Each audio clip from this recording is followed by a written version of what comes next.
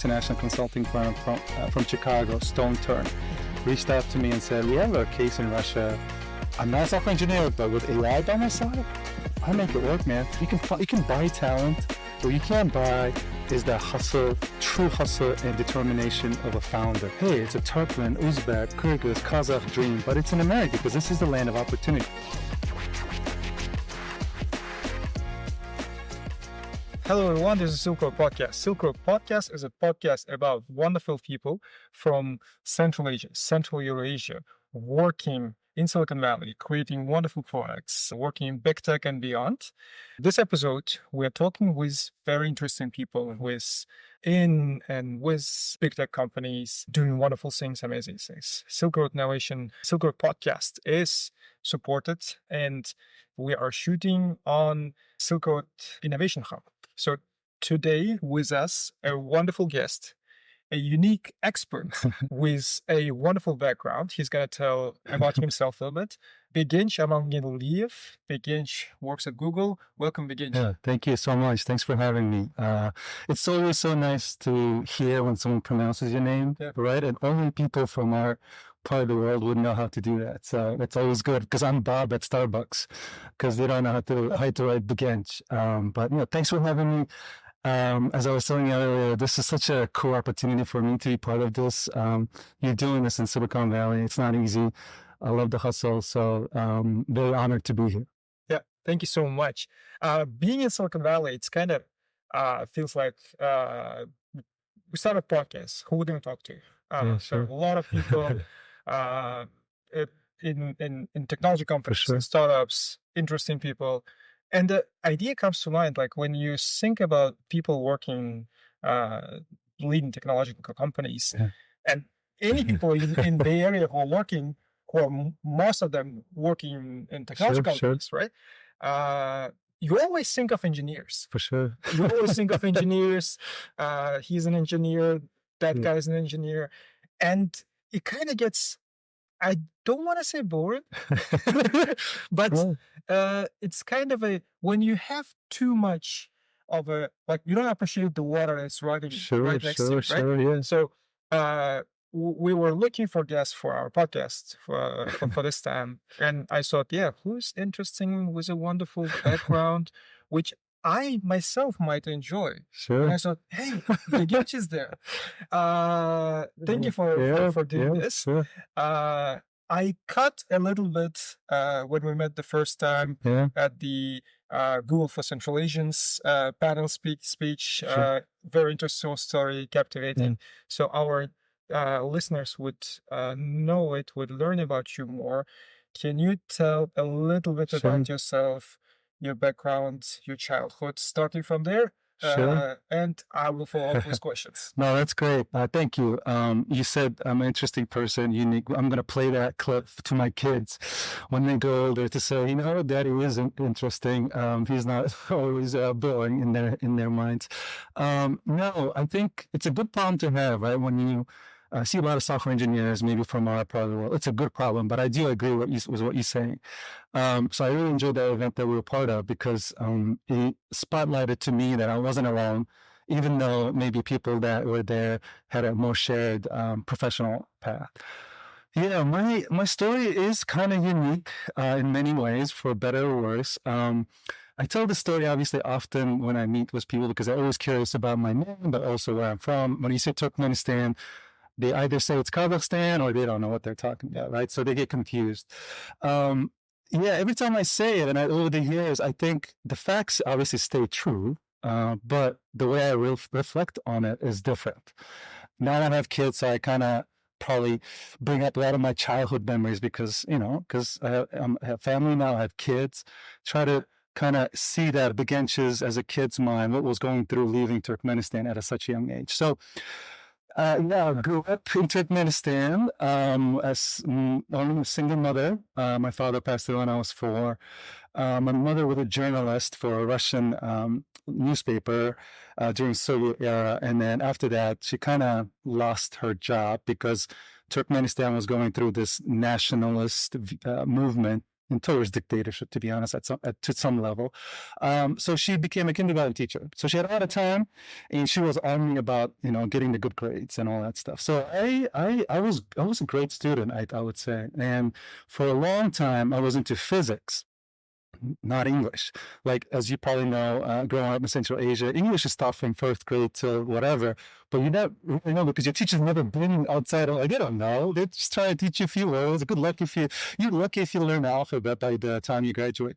So, but I was into physics, Olympiads. My mom would stay in the winter outside in the parking lot where I was in some school competing in physics. But then in 2004, we had a Peace Corps volunteer from United States, Raphael Murphy, came to Tashaus, school number 1, which was a Russian school, and he was there for a year with us. And I'm like, oh, American, home alone.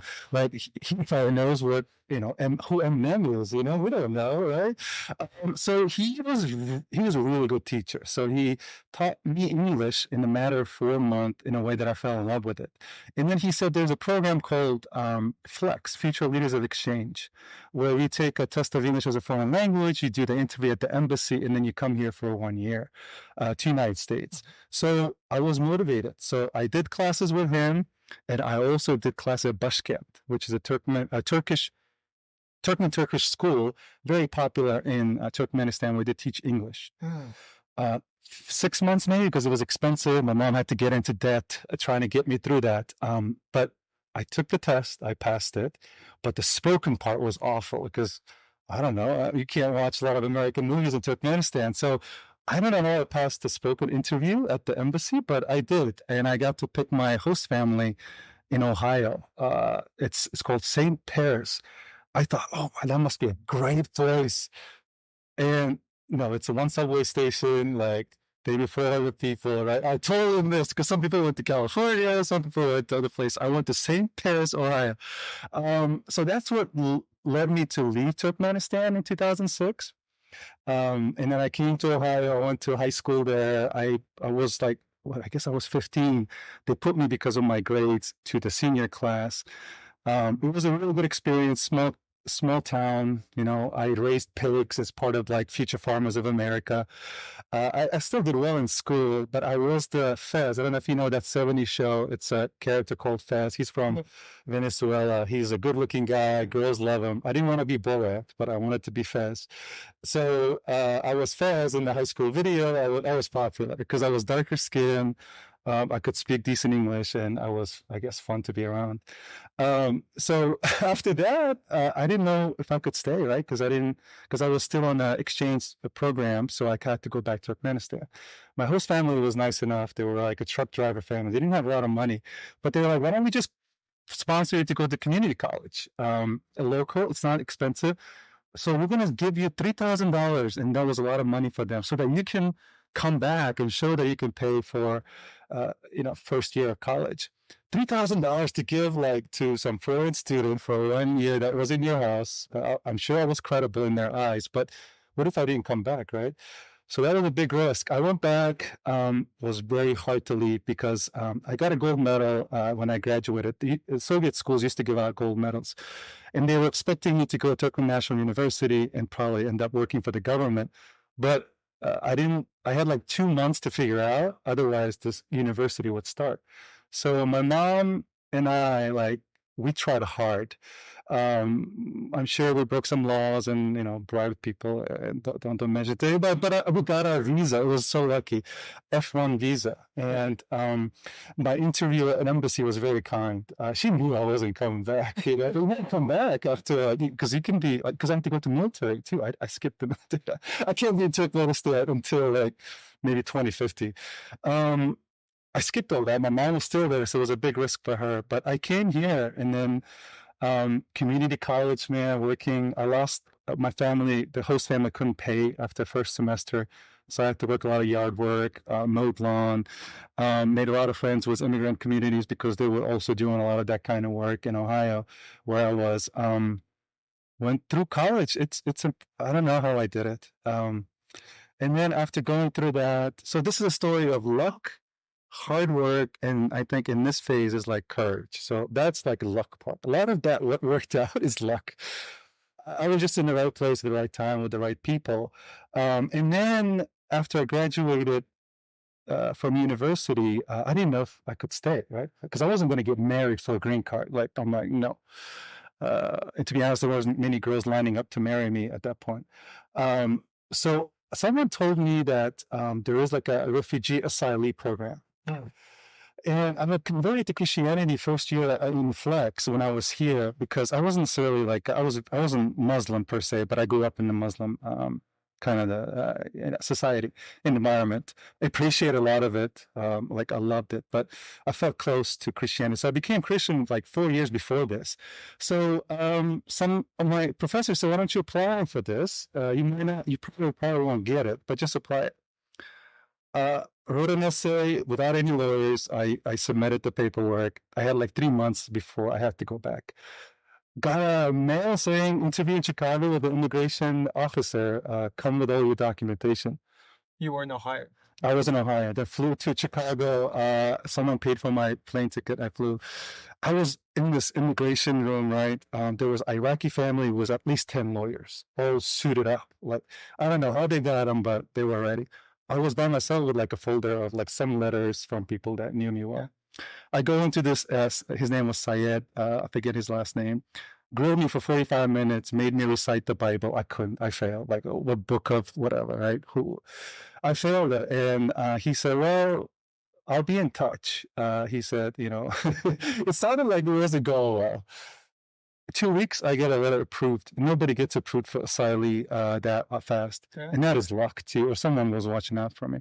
That opened up working here, green card, and then I became a citizen in 2018. But as I was graduating from college, I got into forensic accounting. So my professional career started with regulatory compliance, investigations, embezzlement. Like a lot of analytics was data in a financial sense. Yeah, before we move on there. Sure.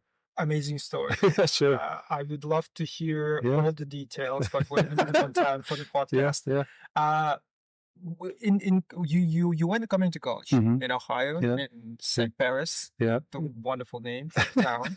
I know. It's like if you don't see the pictures and stuff, you would want to go there. Yeah, sure, for sure. And after community college, you took 2 years of community college. Yep, and I went to Franklin University, which was a small school downtown Columbus, Ohio, right by Ohio State University. What'd you take there? Forensic accounting. It was the first new program. It was established by the first corporate whistleblower protected by Sarbanes-Oxley, David Welsh, who was a banker in Virginia who blew the whistle.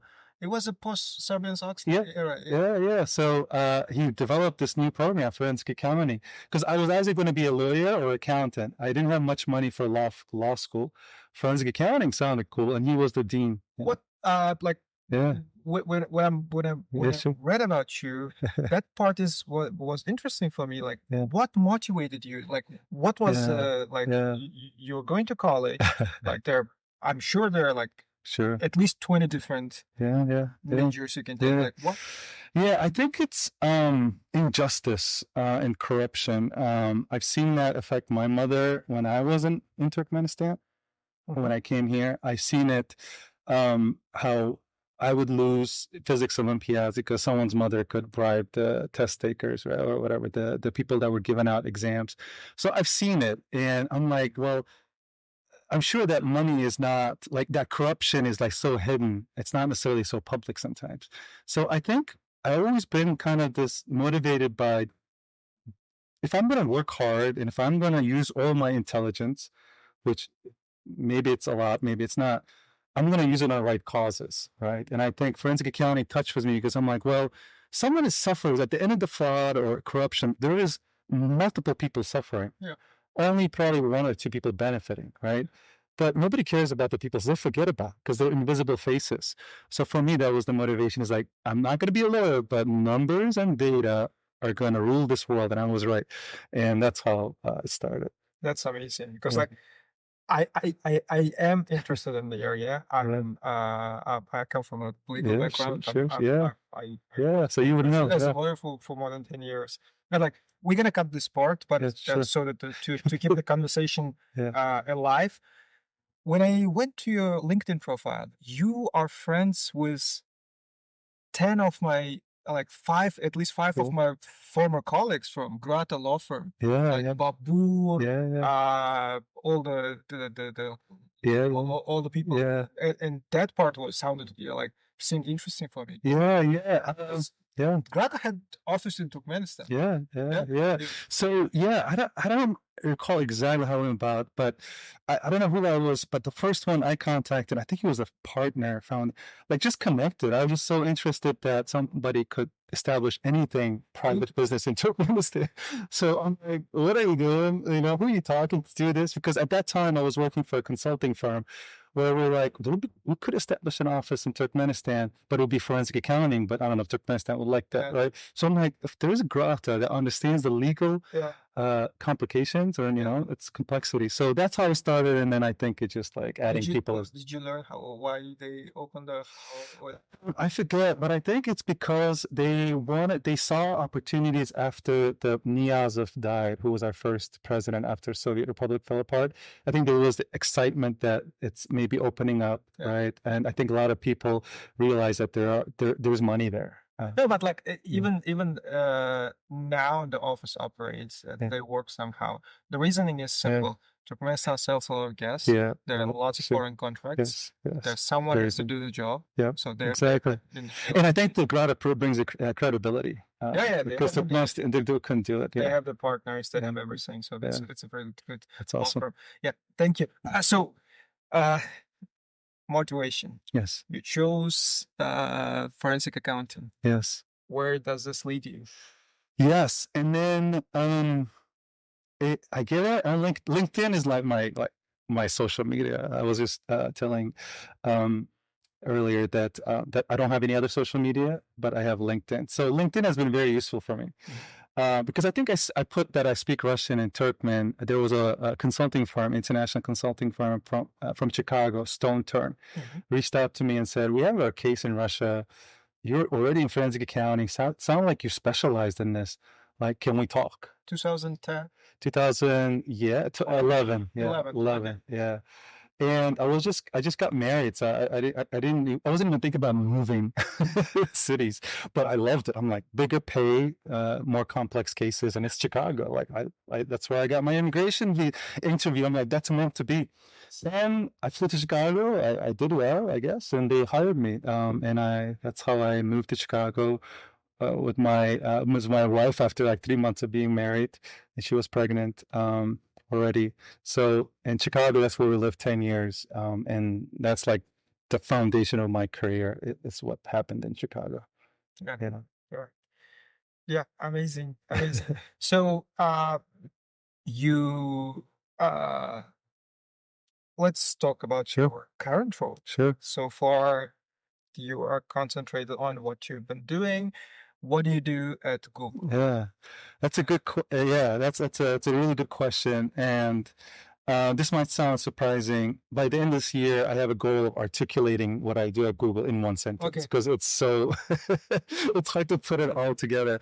But I will tell you maybe a little bit of why I came to Google, and then what I did initially at Google, which I think explains, and I'll spend the majority of my time explaining what I do, and then maybe you can help me put together a sentence of what I exactly do, because I'm a little fast, and sometimes I can give the title, but that doesn't speak a lot to what I do. Healthcare has been always my passion. So in Chicago, I worked for a big pharmaceutical company, large one, and then also the pharmacy business after that. It's been, like I said, monitoring, compliance, regulatory management. So when Google approached me, they were, getting into the healthcare space, COVID and all that. So I had, I guess, special set of experiences and expertise to kind of add to their compliance program. So early in the days, it was kind of more of a regulatory compliance type of work, or making sure that our projects and others were within the standards of what the healthcare industry was. And then over time, now I've been there almost 4 years. This year, I moved into kind of a more strategy and operations type of role, where my mandate is essentially making information more accessible and useful to people that make the key decision making. So essentially analytics, like connecting different pieces of information together in a way that can inform strategy, operational pieces of, so it's not compliance anymore. So I put the compliance hat in the closet. Now I'm like really loving this, like, bigger capacity for growth opportunity to do more operations and strategy. Now, Gen AI has been, it's been a power boost in my career, because now we can use that to do a lot of things faster in a way that I think a lot of people may find AI tools trivial or novel initially, and they get bored with it. But there's so much power in those tools, and that's what we're trying to maximize for our line of work. Yeah. Blibber rewinding back. Google and healthcare. Yeah. What are some of the products which I'm not familiar. Yeah. I think, a lot of it you already know, I think, right? So, like, the wearables, right? The fitness tracking, and a lot of it obviously is actually getting even better, right, with AI features now. Also, like, making sure we're helping develop models that are maybe more health domain specific, right? Because healthcare is a obviously needs special focus, especially when it comes to LLM models, right? So that we have experts, really true experts that help make all that better in terms of research and effectiveness of these things. And overall, I think Google has always been a kind of a health company because a lot of our, it's in a lot of people's pockets, right? So in a way, whether it's, through the variables and other information, right? YouTube and search, Google's done an amazing job during COVID time as well, helping get to the right level of information, connecting the dots. So I think it's always been, it's hard for it to avoid health or be outside of health, because I think health is a part of normal social life. So, and Google plays in that space. And I'll probably just highlight, right, all of these are my opinions from my experiences. So I'm not speaking on behalf of Google, but it's always been like that. Now I think it's just going to have even more reach with the latest technologies that coming out. Yeah. Wonderful things happening. I'm looking forward to it. Whatever's changing. Like Google, all the companies who are working on it, they made me at least, like, I want to say twice as productive. So, like many other tasks, at least twice. Some of the tasks I'm like 10 times more productive. And some of the tasks, there's still room to improve. For sure. You working as a in your field of expertise, and you get an offer from a technology company. Like, what were some of the thoughts when you were making that jump? And your initial position was not directly related to what you've been doing before. For sure. Like, how did you approach this career change? Like, what was the...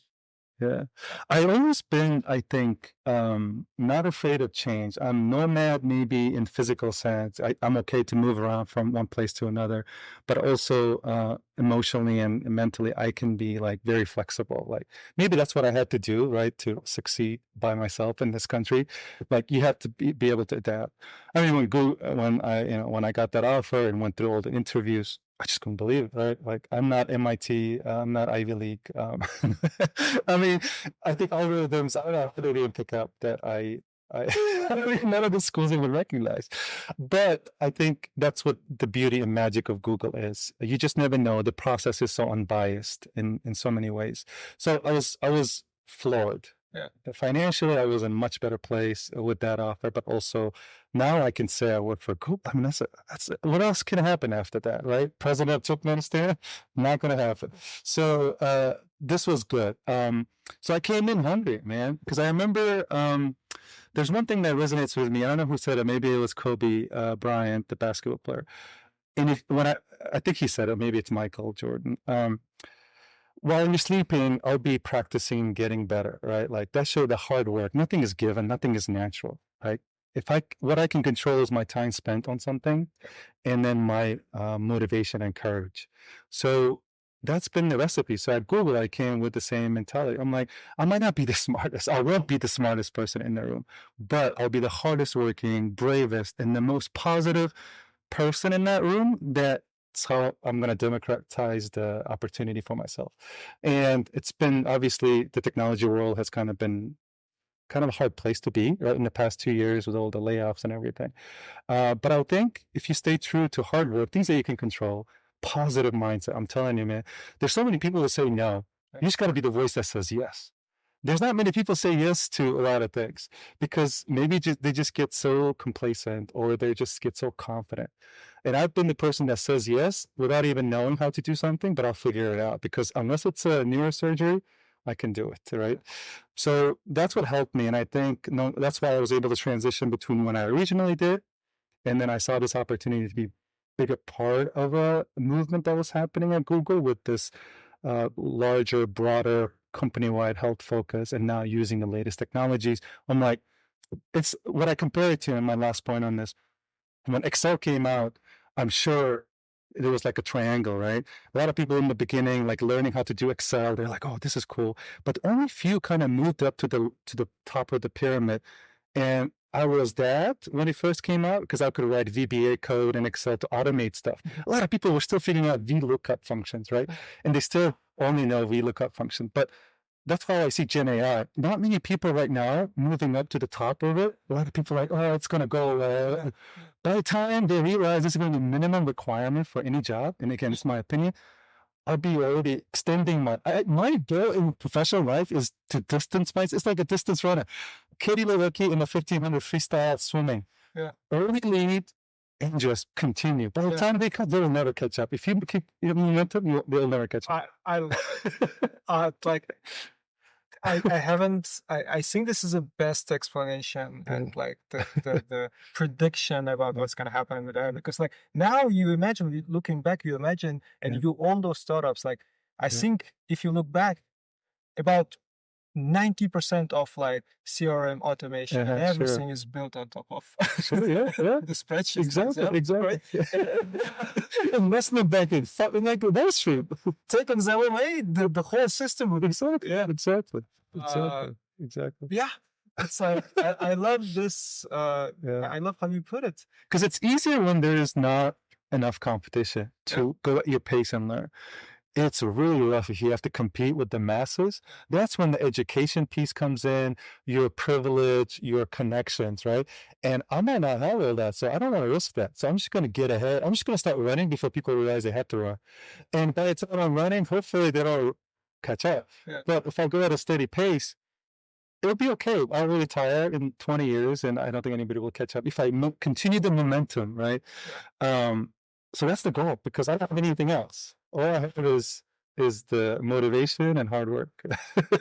I want to formulate my question. Sure. So you said about being hungry. Yeah. You said about the hustle, getting ahead, working while everyone else is sleeping. But you can correct me. Sure. But nowadays in the tech field, Google is not the company you associate with those things. Sure.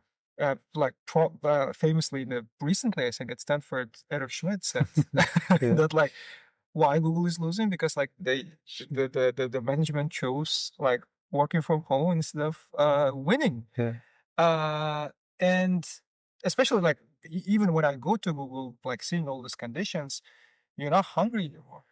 Like you have everything. You have the salary is there. Sure. When I went to Google for the first time, and I said like, if I wasn't married, I would live on campus. I wouldn't live. Yeah. So how do you keep that hunger for a young Begench from Dashavus?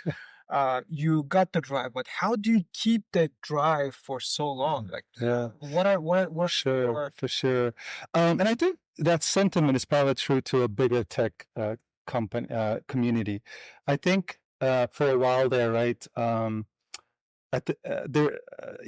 you can only get so much excitement or some engagement around something that's kind of maturing. That's a problem of when you have some product that is maturing, maybe there's not enough innovation that's happening, right? And there could be a lot of reasons. And I think generally it's probably not what it seems in terms of when you're in these companies. There's still a hustle. But what I think you see is probably informs or impacts the way you kind of see the whole company. But I would say there's still enough hustle. But I think AI I'm sure of it, for all companies, now this is a new thing. This is like an incredible thing.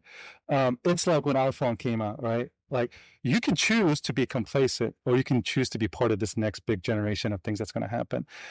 So for me, I think I have no choice. I have family. I live in the Bay Area. I probably have to buy a house at some point, but I don't have the piggy bank. I haven't been in big tech for long enough to be able to even complacent and hang out on the rooftop. Let's say in some of the shows, right? They just chilling.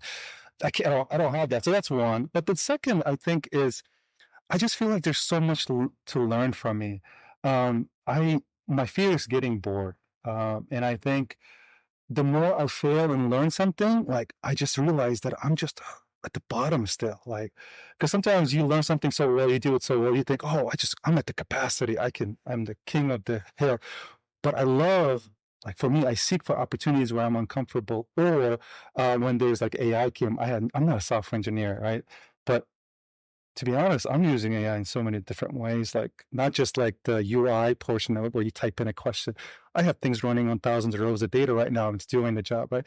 So I'm not a software engineer, but with AI by my side, I make it work, man. So that's exciting to me. So I'm like, what else can I do with this? I think it has to be a personal thing. But at the end of the day, when you die, like nobody probably is going to say, oh, he was a great Google worker. But maybe they will say he had the resources, he had the mind space to help people, make time for people, and he was a good father, provided well, good husband, provided well. And Google for me is the tool that gets me there in terms of well-being, in terms of helping people, because with my Google behind me, I can help people like in careers.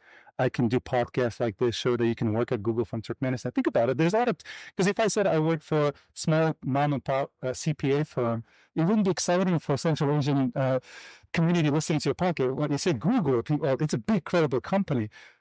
I motivate hopefully others, right? So that's also the thing. So maybe not necessarily the work, but I think I live for that day where I can say I have impacted the world in a way that I'm proud of, and maybe in a way that I didn't get to have those privileges, but I can only do that if I have the resources, credibility, and motivation. Credibility is where I work, because a lot of times people associate you based on what you do, right? And the resources is probably the money or connections. And that also is most of the times you end up, you work, then that's how you have money, unless you create something and build something and you sell it. So I don't know. It's probably not about the work, but it's more about what I want to leave behind. And maybe that's what motivates me. Yeah. I know it's not necessarily a joke answer, but no, that's probably a true answer. But it is. You said many things. I want to wrap my head around. Being part of something really big, and also like how it motivates people from back home, right? Then you see articles with big names like like this guy working at Meta, this guy is working at like these companies, but like this has been for a long time. Now I think it's the first generation where we have lots of people getting into big tech, and the headlines are popping up almost every day. Sure. I'm really happy this is happening. There are lots of people. And now, because of it's also a numbers game, right? In our market, it's also becoming like, okay, Facebook or okay, Google or Netflix. You're an engineer, you got into job, but like, what's next? Yeah. So now the trend is going towards, and even in the big tech community, oh wait. Interesting. Gonna do my own thing, like the same thing, like being part of something big, and like when I die, what will I be remembered by? Yeah. Also leaving the legacy, and like lots of people want to start something on their own. And I'm like, me being like co-founder of Silkroad Innovation Fund, we're here to support the startups and the founders. The mission is there. What is your view on like doing something on your own? And if there is some advice you can give on all the people who are trying to come to US, going to university, maybe preparing their applications to apply for jobs, or some of them thinking, oh, okay, maybe I don't even apply, I start something on my own. Sure. What is your view on that? Yeah, and I'll say this with the view that I probably won't start anything on my own in my career. So that's a really, hopefully, unbiased perspective for you.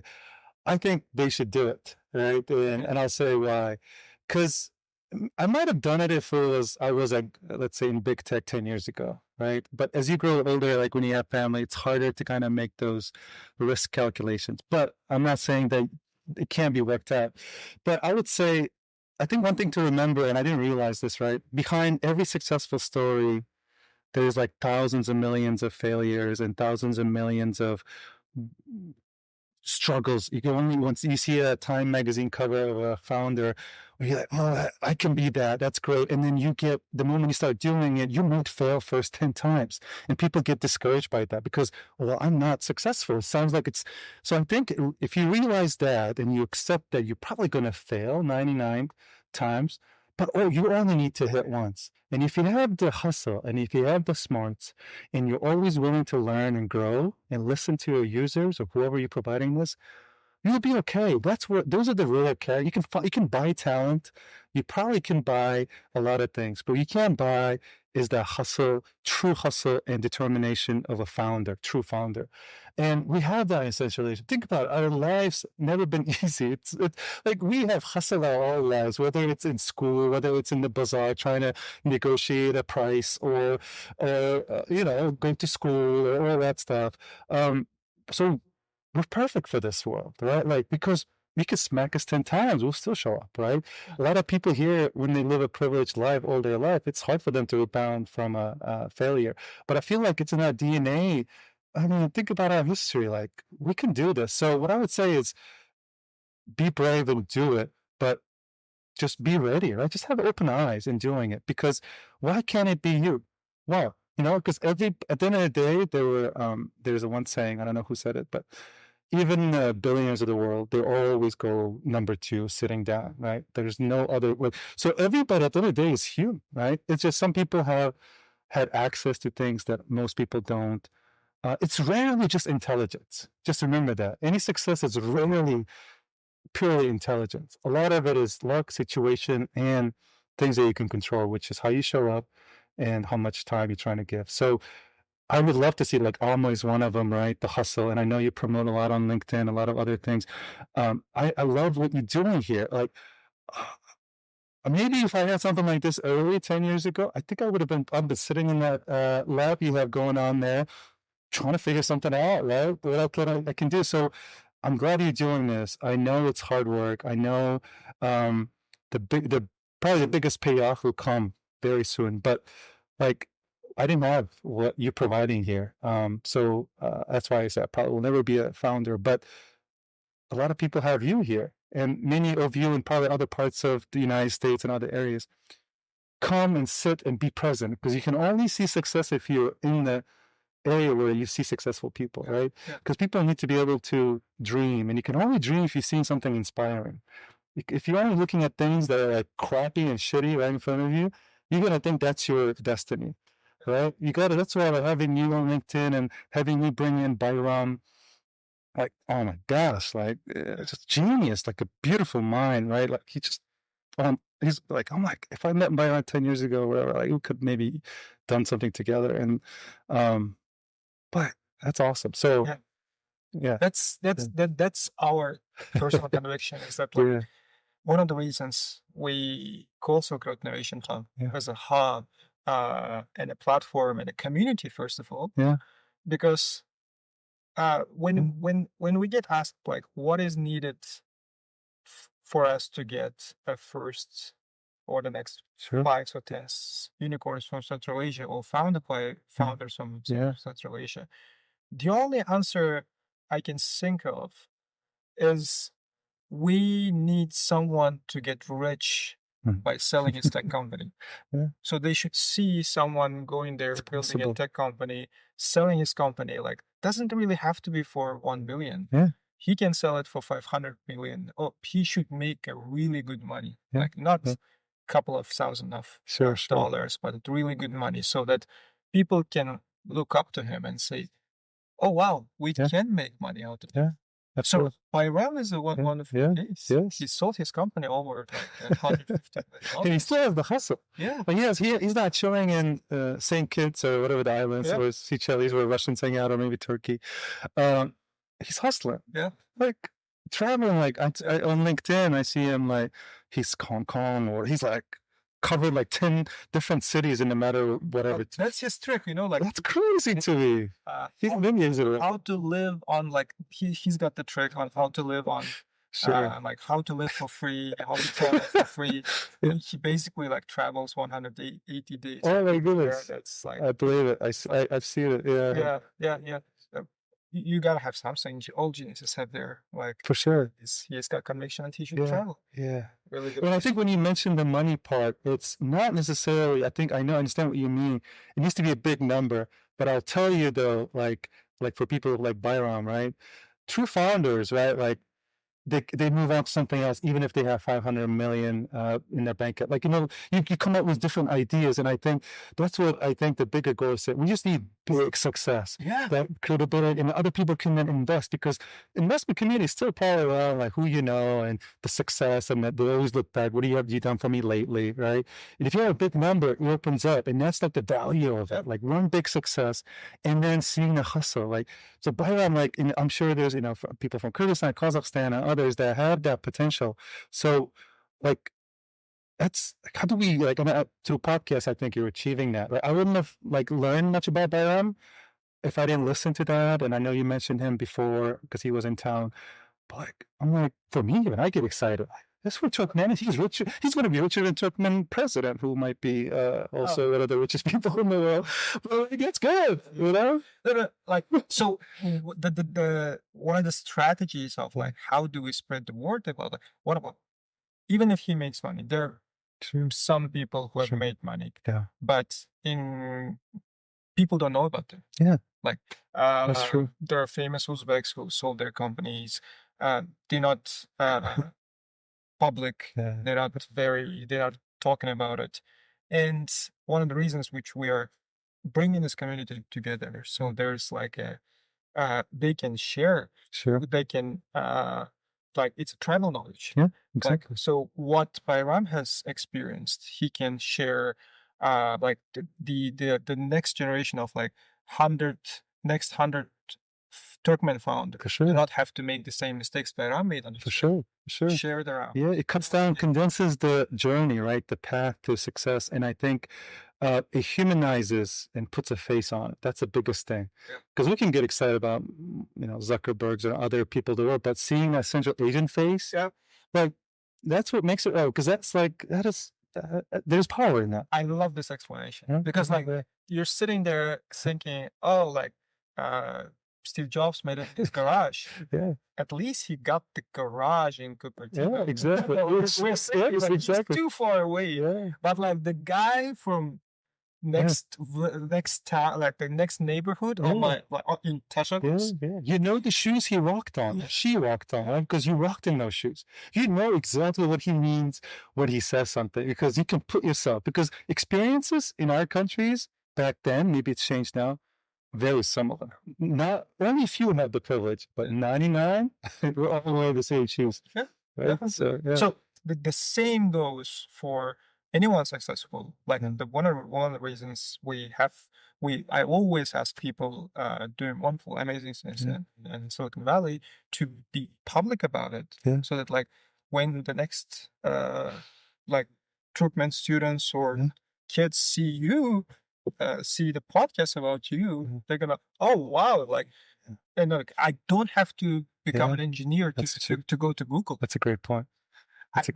When they're choosing their careers, like there's a diversification because like we put lots of different specialties in order to get.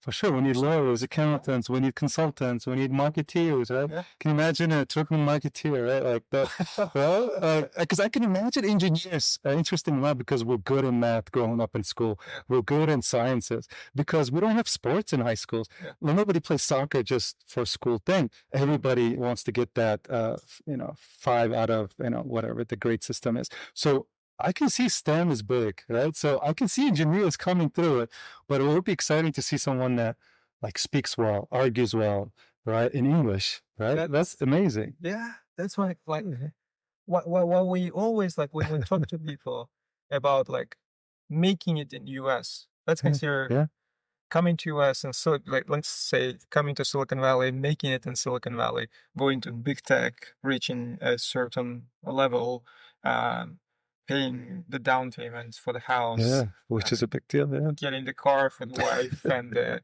kids at school. Let's say this is we consider for an average Uzbek or an average Turkmen is how you made it, right? Consider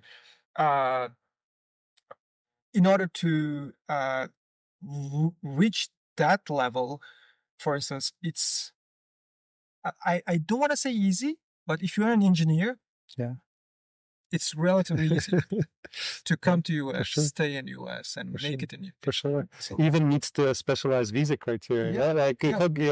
Perfect. So I can become I don't know. I haven't seen many lawyers talk about forensic accountants. Come and become a lawyer. Come and become a whoever. I don't know. Maybe that's one of the reasons I'm not practicing law. I could have made it. Yeah, exactly. But you need examples, like you were saying, because I think in tech, right, software engineering, there probably are a lot of examples, but maybe not enough. And I would say one thing about like this kind of ties to this American dream, right? A lot of people use American dream as a word. Like I would love if it was like, hey, it's a Turkmen, Uzbek, Kyrgyz, Kazakh dream, but it's in America because this is the land of opportunity. That's great. But our dreams are not always like, so I think people love to use the word American dream, and I think makes it sound like it's easy, or if you don't become a millionaire, you're a failure. Uzbek dream might not need all that.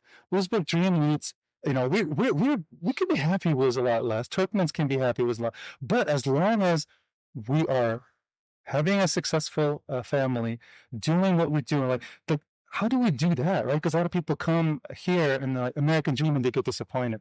But I'm like, you should have a Turkmen Uzbek dream here, and whatever that is, it's an Uzbek dream because you struggle. It's your own journey. America doesn't give you anything. America gives you a space and environment.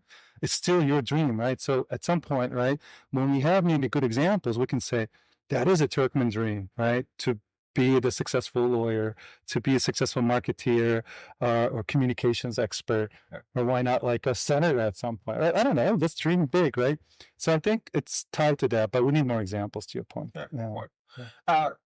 What I really wanted to concentrate and build the conversation around from the beginning, but like your story is so interesting. We swooped back, like we're discussing everything. Like, we're discussing everything. That's the. Hey, what do you have on the top? Just so you know, right? It was educating and cold. We could have been talking about some, I don't know, astronomy. For sure. Yeah. I want to get people interested in your area of expertise, which is really interesting. We need because like in general, when you think about like accounting, you don't get excited about accounting. But like when you had forensic, I myself get excited about it. For sure. Tell me some of the interesting things about the forensic accounting. Maybe tell some stories. Sure. I have people. Many. I have. If you can share, if you can tell like how to become a good expert. What to do, what to read. Where do we go to school? So forensic accounting, and I would just say it's essentially, so it's you probably don't hear a lot, but you will see a lot of movies now talk about it, because FBI has forensic accountants, a lot of the government agencies. But it's essentially a mix of subject matter expertise in accounting or finance, so the numbers game, because there's also forensic pathology or dead bodies, right? That's not what we're talking about. Forensic is essentially means you're looking beyond the normal accounting financial audit is, in a way that you're using data and information to be able to either support certain hypothesis or not. So let's say early in my career, there would be cases with like NFL players, right, in Ohio, where they were getting divorced and the wife was going through divorce and she wanted a certain alimony. So the wife could be asking for $50,000 a month, and the NFL player hires our firm and says, well, that's just crazy stuff. I don't want to pay that much. So here's my bank account and here's our spending. And this is 2010, 2011. There was not much electronic like database for this, or it wouldn't come in Excel. So it was like a bunch of printed out PDFs of bank statements, right? So as a forensic accountant, I know that's data, but how do I put that into an Excel spreadsheet so that I can then calculate what is their monthly spend, and how much is she spending on all this stuff, right? And then be able to say, is 50,000 crazy or not? So if you're an accountant, you can probably do the financial spreadsheet part probably easier. Forensic part is when you're a data analyst too. And you had to figure out how to, that time, because there wasn't much electronic records, to put those boxes of PDF bank statements into an Excel. Yeah. So you scan the document, you do the OCR, you add a VBA code to be able to organize the data, and then you create 10 columns of data, date, transaction amount. That is the forensic part, because accountants can count the numbers if they're given in an easy format. So for that case, right, it's like it took a week to be able to put in 10-year worth of bank statements into a spreadsheet and then be able to trend over time. And what we found, which is very true for most divorce cases, when a spouse trying to get divorced last 6 months, they'll jack up the price, like spend, because the judges usually look back a certain time frame to say what is your expenses are justified.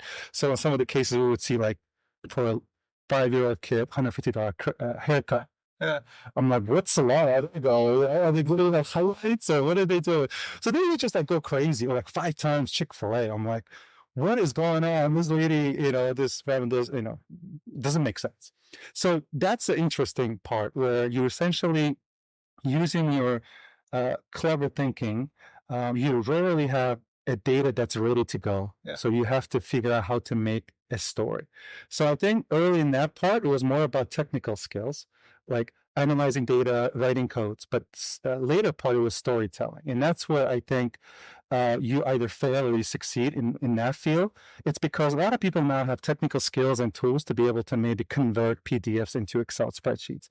But storytelling is the biggest part. And that's where, if you're super technical, if you're not a good storyteller, you're going to be put in some corner, or you'll be looked at just, it's too specialized, too niche. But you got to be able to use data, have obviously valid data to support it, but tell a story about it. And that's I think my recommendation would be learn how to use data in a way that makes it clear stories. Sometimes people use a lot of data, it gets too busy, but your audience is probably not technical, probably doesn't need to know a lot of things. All they need to know is what are the conclusions, right? So I learned over the course of my career to differentiate myself from people that are Excel gurus, analytics gurus, whatever, what limited leadership roles, because I could use that and know what my partner or my manager needed to know and give that to them. Nothing else.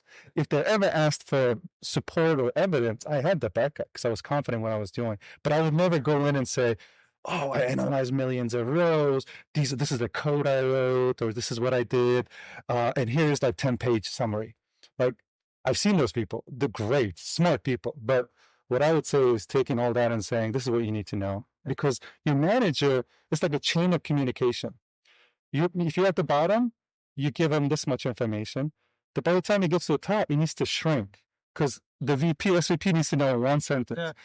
But if you start with thousands of sentences of analysis, your manager is going to struggle to distill it to 1 or 2 insights. And then your SVP is like, this is crap, right? Because there's too much. So it's that communication management. Because if you're creating or generating information, well, you have to communicate it. Yeah. A lot of people focus on generating information, but communication is hard for us from Central Asia because I haven't had a lot of like examples of good communicators. So we think we just need to give everything.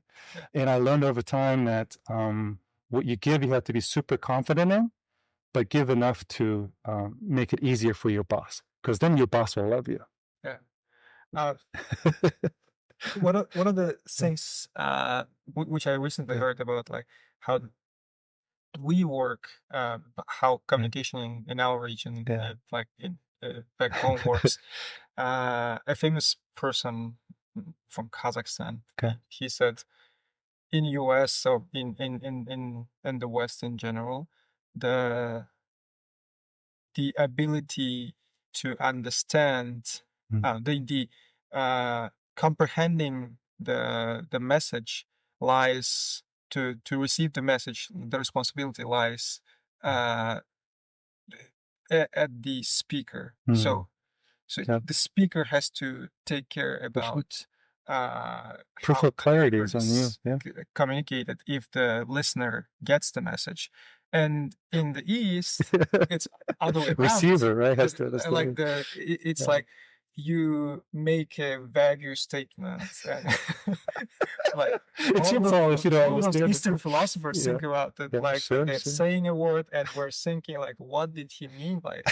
He was giving an example of like he went to Uzbekistan and it's like when they invited him over to the house, they said like, oh, you don't have to take your shoes off, right? You don't have, and he said like, oh, my shoes are dirty. And he went in, took his shoes off. He went in, did the dinner and everything. And when he was coming out, the shoes were cleaned, washed, and everything. So they're thinking like the listener, he got the message. Yeah, and he did something about it. So here, you're lucky if your shoes actually end up doing this. But I was thinking, right? Well, you're right. I get it. And there's beauty in that. Don't get me wrong. Yeah. But you have to figure out the right mix of strategies, right? Because you're right. In a new environment, you have to adapt. But I would love it if we didn't lose some of that, what you just mentioned, is the listening part, respect part. It's doing something so selfishly. And a lot of us, and I think this is why I'm excited about what you're doing here, because I guarantee you the people get successful with what you're doing here in the hub, they're going to give a hand to someone else, because that's in our culture. We're going to grow together. The more people show up here, the more people get successful. I don't think they will leave anybody. They will never get jealous. They will never, separate themselves with their community. So that's the beauty of it. So like to your point, if we could just get a couple of big success stories, they're going to create that bag and the people are just going to pull, right? Like, so I just hope that what I'm saying is obviously could mean that, oh, no, you have to adapt maybe. But I mean, find the right balance, but don't lose what makes you Turkmen, Uzbek, Kazakh, Kyrgyz, Tajik, or whatever. Because I think at the end of the day, that's our secret sauce.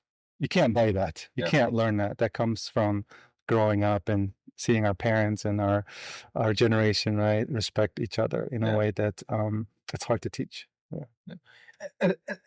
At the same time, like I have to say there are similarities between like what's the cultures in Silicon Valley and what's culture back home. One of the things is that we're trying here to deliver the message for all the founders, startups, to have the give first mentality. That's what Silicon Valley is about. It's true. And I reflect back, that's how we were brought. Like the guest comes, we don't know him. Like we cut the sheep, we prepare the best cloth, and then we get to know him. Exactly. No, you start with, and I think someone asked me like, what's your trust model, right? I start with 100%. You can always go down, but it's hard to build up trust. But always start with 100%. And I think that is in our DNA. Like by you opening up for any guest, without even knowing whether that's going to be a good guest or not, you sacrifice, you give your best. That's how you start. Because you come with good faith effort to say, we're gonna be human. We're gonna break a bread. We're gonna eat together, and then that's a sacred ritual. And obviously, some people can take advantage of it. Your trust reduces, but you should always start with hunger, because a lot of times in this in society or whatever, sometimes it's like, oh, you got to build that trust. That's pain in the butt. No, why don't we all start? And then obviously you can go down. It's hard to regain trust, but I think that ties to what you're saying and what you do here. Like, think about it. That costs money to make a good pilaf. Oh, come on, I try it. It's not easy. And that is a big act of generosity. And by you doing that, I think helps everyone else feel like they can do the similar gesture. But, yeah. That's wonderful. You talked a lot about this, what's happening with artificial intelligence in connection to your area of expertise. What are some exciting things we can mention on top of your heads, which you are seeing happening, AI being applied to? Yeah, I think it's probably, I remember my buddy, he's a lawyer, called me a year ago. He's like, you got to get on the AI thing because we need to start something together. Because as a lawyer, he was so excited, and he was learning how to code in Colab, or write things in Colab, which is data analysis tool. And I was like, oh, that's BS. ChatGPT, it's fine. I tried it, and even I wasn't necessarily super. I'm always skeptic. That's why I watch shows after they're over like 5 years, like Games of Thrones or Breaking Bad, because I just want to let it simmer, right?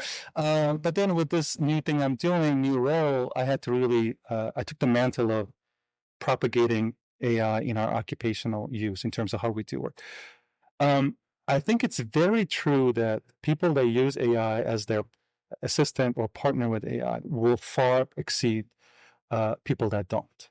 I don't think AI is gonna, to be honest, in my personal opinion, anytime soon replace or create like big seismic shifts in the workforce. But people that use it are gonna get ahead of it, because it's like I mean, maybe it's a big word to use, but it's democratizing technology in a way that it's a UX thing at the end of the day, because the way that I use it, I don't need to be a coder, right? Like, it just democratizes that sophisticated technology for me. It's not like I have to learn how to code in Python. I have to know how to call it through APIs. Like, here, I just need to know how to write a prompt. It's language thing, right? So that's great. And then, so I've seen a lot of use cases, whether it is creating your own bots using some of the public tools that we have, Notebook LM, now Gemini has GEMS, and other tools may have similar things. So I would say start early. We've seen a lot of improvements in a way how we do things. Like I mentioned, we scan a lot of data using AI for certain classifications and all that. Those are still helpful things that we're doing. There will be an ROI on that. But I think the biggest thing right now, it's like changing your mindset, how you approach work, default scripts. A lot of times we already think we know. We're going to open up Excel spreadsheet, whatever. I'm going to start doing that. What people don't realize, you have to rethink. Well, should I start with Excel or a slide deck, or should I start with Gemini or other AI tool, right? Or people will use crappy icons. Why not use Gemini to create custom icons for your own storytelling, right? So a lot of it, I think slowly workspace is going to get better and more efficient. But I'll tell you that it's from my personal experiences, these tools have a lot of potential. And I think right now it's probably best seen by people that are probably playing with it a lot, because not a lot of companies have their own AI tool, and they have to buy it. But at Google, I'm lucky enough because we get plethora of tools, so I'm playing around. But if you're not in that kind of company, you probably limited by how much you can do. So maybe I have that benefit, but I definitely see value in it. I definitely see it becoming a minimum thing that is expected in a lot of jobs, knowing how to do it. This is what I think fundamental is going to change. My last point. I used to say, like, when you have like some project in Excel or like data analysis, you could get away by saying you need a week to analyze. Your boss would go, that's still fast. That's great. Now, I don't know. Like, week, they'd be like, at some point your bosses would be like, what? You're not using Gemini or ChatGPT or whatever, like that can do that in an hour. So your boss is gonna know how long it takes, and you have a problem. So you better know how to do it and buy yourself some time because that's coming. Yeah. What a wonderful episode. Thank you. Thanks for having me. Cooked here. I think we're gonna make it the last question. Recently, I heard a thing when two friends talking and discussing, and the people that they complain that, like, in Silicon Valley, when you ask who are you, and like they always say, oh, I'm a software engineer at Google, like I'm building the startups, I'm building large language models, this and that. And they get upset. I'm a person. I'm beyond what I'm doing my work at Facebook or Google or whatever. If I put the question like this to you, who is Begench Amangeldiev? Yeah, I'll be honest. I probably still pull a Google card, but I am slowly becoming comfortable answering or saying, like, I'm Turkmen, I'm immigrant, I'm a father, I'm a husband. Like, that's why I said, like, by the end of this year, I want to figure out how to explain what I do, right? Beyond the job title, right? Because that doesn't express what I do. So I would say, like, I think it takes being comfortable in your skin and figuring out where you are against what you want to be. So I'm slowly, right, doing stuff like this and getting involved. I'm becoming comfortable because I used to work Turkmenistan because it invites so many 10 questions that are like uncomfortable. Nobody really knows. You have to explain. You have to pull up a map. So I would ignore that, avoid that, right? And pretend like I just grew up here. I might be from, Venezuela. Who knows, right? I'm so ambiguous. Like, nobody can guess what I am. But now I think slowly. So at some point, I want to be able to figure out, right? What do you do? And that question hopefully does not involve the company name drop. I don't even say compliance. Nobody really understands. So I know how to avoid that, but I don't know how to explain that because I know if I say company name, conversation is good. We'll move on because everybody understands that. But if I said I'm forensic accountant, that could be interesting. But then that's a lot of commitment. So sometimes you just say, so I'm learning what I should say, right? If I'll listen to more podcasts of yours. If someone else has a good answer or not, I'll definitely use it. I'm not sure if this is the usual question that I ask. Yeah. Like, I'm working on. What did my aunt say? You should ask him and let me know. I'm working on it. I'm working on the podcast. I'm working. Yeah, you're doing great. You have to. No, you're doing great. You're doing great. I watched them all. Thank you so much for coming. Yeah, thank you. It has been a pleasure for me to talk to you, and hopefully, it will be a pleasure for our listeners. For sure, I'll be rooting for you. Thank you. Appreciate it. Yeah, thank you. Good. Awesome. Good. Something different, It was, great questions, man. Thank you.